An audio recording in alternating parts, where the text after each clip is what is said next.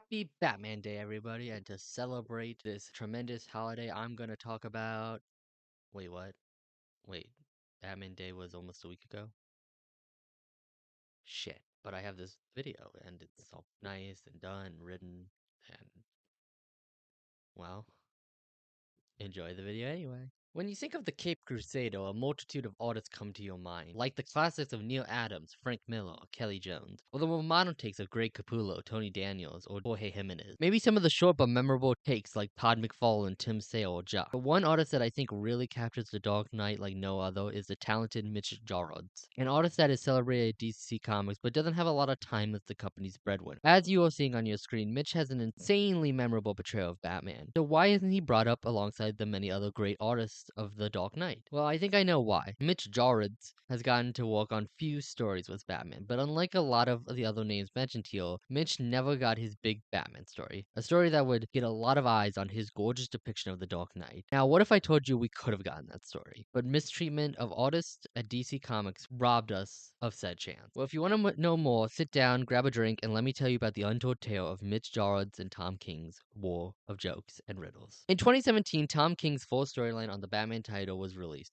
a flashback story called The War of Jokes and Riddles, a story that has been teased in the pages of Batman since King's #1 a year prior. The War of Jokes and Riddles is set in the second year of Batman's crime-fighting career, and sees him in the middle of a war between the newly escaped Riddler and the not-so-smiling Joker. Yes, that's right, the Joker isn't smiling. He can't laugh, and is trying everything in his power to regain his laugh. A war breaks out, pitting Batman villains against Batman villains as the civilians of Gotham are put in the middle, leading to a massive amount of casualties and becoming one of Batman's greatest losses. I could get more into this story, but it's not very important to the video, and I highly recommend reading it for yourself. It's a bit self-contained, and I enjoy it, for the crazy ride it is. But I said this was an untold tale. How could it be untold if I just told you? Well, this version of the War of Jokes and Riddles released, but there was another version of the story planned. See, when we finally got to this story, DC had some changes in mind. Not only was this going to be a big event for them, but they weren't satisfied with King's choice in artist, Mitch Gerads. Instead, putting on an artist they thought fit the more event-like nature of this book, and audiences would prefer to see. That being Micah Jin. I pronounced that name wrong, I'm so sorry. Who I don't want to throw any shade at. Micah does a wonderful job in this story, and I enjoy his art a lot. But I can't lie and say I didn't want to see what Mitch's more dark, almost jock-like approach to this story would have looked like. Mitch has the great ability to do creepy gothic landscapes. His Gotham feels tense, foggy, and mysterious. His Batman feels like the vengeful angel that works wonderfully for a young Frank Miller-coded Batman. It's not all lost though, as we do get to see Mitch Gerads take in little samplings throughout other short stories that pair him with King. I mostly mean the short stories in Riddler, One Bad Day, and Batman Brave and the Bold. The Riddler story in particular is very much what I would expect from Gerads' take on the event, almost copying a scene beat for beat with the Riddler and the police. I think the saddest fact about this untold version of the story is that we don't get to see Gerads' take on the Joker,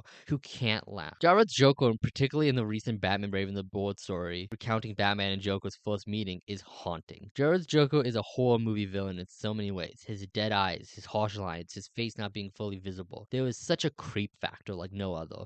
I would love to see this Joker interact with the Riddler. Or would I? While I was writing the script, a thought creeped up on me. Would this gothic nightmare take on the Batman universe work for a story like this? A war story? I'm not so sure that DC was wrong on this. And the story being more bombastic and louder, not just in this story, but in the artwork, may have fit the tone better. I'm left pondering this, but on the other hand, maybe a gothic rainy horror take on this would have made the War of Jokes and Riddles stand out more in the crowd of other Bat events that have cropped up before and after this. It's hard to tell which was the right call in the end, and that's how a lot of these things go. In the end, we got a fun little story that is kind of forgettable, and Mitch Gerads got to pencil amazing short stories with King. Would I have loved to see the War of Jokes and Riddles by King and Garads? Yes, but there is still time to another amazing high-profile story with this talent, and I hope to see more of him in the future. As again, his art style is just a perfect blend of everything I like about the Cape Crusader. But what do you think of Mitch Gerads' Batman? Where does he rank in your list of Batman artists? Let me know in the comments, or toss a battering or two on that like and subscribe button on the way out. Thanks for watching.